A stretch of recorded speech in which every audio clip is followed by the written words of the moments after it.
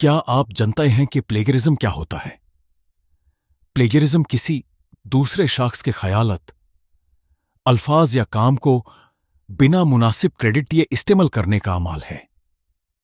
आसान अल्फाज में इसका मतलब है कि आप किसी और की ज़हनी मेहनत को अपना काम बताकर पेश करते हैं।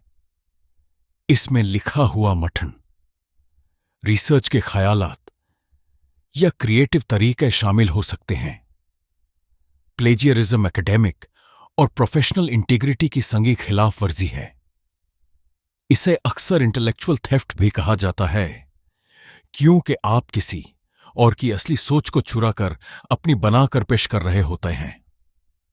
मिसाल के तौर पर तसव्वुर करें कि एक स्टूडेंट इंटरनेट से किसी आर्टिकल का एक पैराग्राफ कॉपी करता है और उसे अपने ऐसे में सोर्स का हवाला दिए बगैर पेस्ट कर देता है, चाहे वो चंद अल्फाज तब्दील भी कर दे।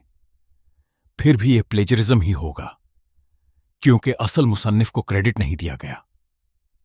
इस लेक्चर में हम प्लेजरिज्म की 6 किस्में डिस्कस करेंगे। पहली किस्म है प्लेजरिज्म ऑफ आइडियाज। इससे मुरद किसी दूसरे शख्स के ख्यालत, तशरीहत, नताइज, हाइपोथेसिस या मेटाफोर को थोड़ी सी तब्दीली के साथ अपने काम में इस्तेमाल करना और असल शख्स को क्रेडिट ना देना है। मिसाल के तौर पर एक स्टूडेंट सारा शहरी हवा की आलूदगी कम करने के लिए एक नया हल तजवीज करती है। बाद में उसका साथी एलेक्स उसी हल को एक कॉन्फ्रेंस में अपना बताकर पेश करता है और सारा को कोई क्रेडिट नहीं देता। अल्फाज मुख्तलिफ हो सकते हैं, लेकिन असल ख्याल चोरी किया गया है। दूसरी किस्म है प्लेजरिज्म ऑफ टेक्स्ट।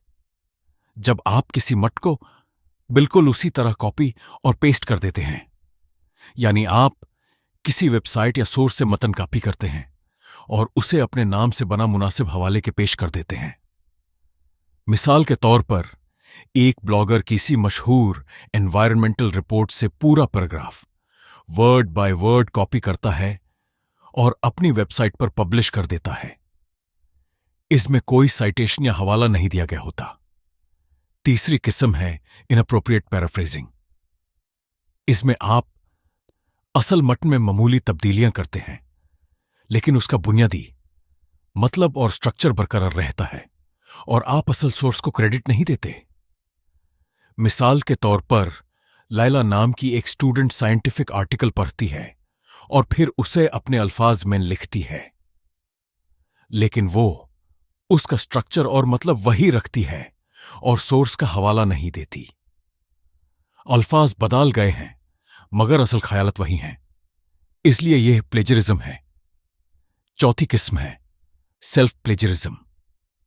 यह उस वक्त होती है जब आप अपना पहले से शायाशुदा या जमा करवाया हुआ काम दोबारा नए काम में इस्तेमाल करते हैं और इस बात का जिक्र नहीं करते। मिसाल के तौर पर डॉक्टर खान ने कुछ साल पहले एक रिसर्च पेपर पब्लिश किया था। कुछ अरसे बाद वो लगभग वही पेपर किसी दूसरे जर्नल में सबमिट कर देते हैं और यह नहीं बताते कि यह पहले पब्लिश हो चुका है, यानी वो अपने पुराने काम को नया बताकर पेश कर रहे हैं। पांचवीं किस्म है मोसेक प्लेजरिज्म। यह उस वक्त होती है जब आप मुख्तलिफ सोर्सेस से आइडियाज और जुमले जमा करते हैं और उन्हें मिलाकर एक नया काम तैयार कर लेते हैं, मगर असल सोर्सेस का हवाला नहीं देते।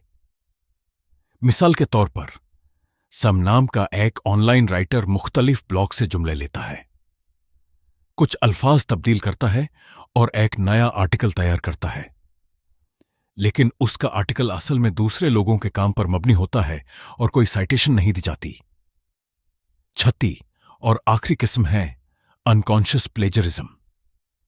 यह उस वक्त होती है जब कोई शख्स गैर इरादी तौर पर पहले पढ़े हुए ख्यालात को अपना असल ख्याल समझकर पेश कर देता है।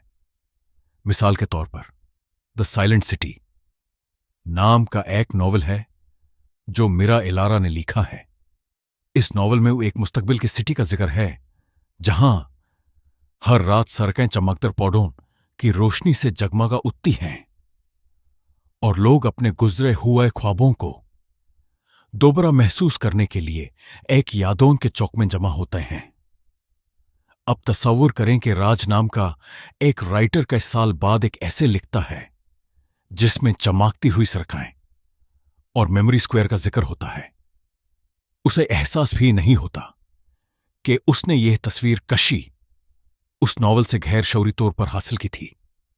जब वो अपना एसे पब्लिश करता है तो उसे नॉवल याद नहीं होता, लेकिन मंजर इतना मिलता जुलता होता है कि यह अनकॉन्शियस प्लेजरिज्म की मिसाल बन जाता है।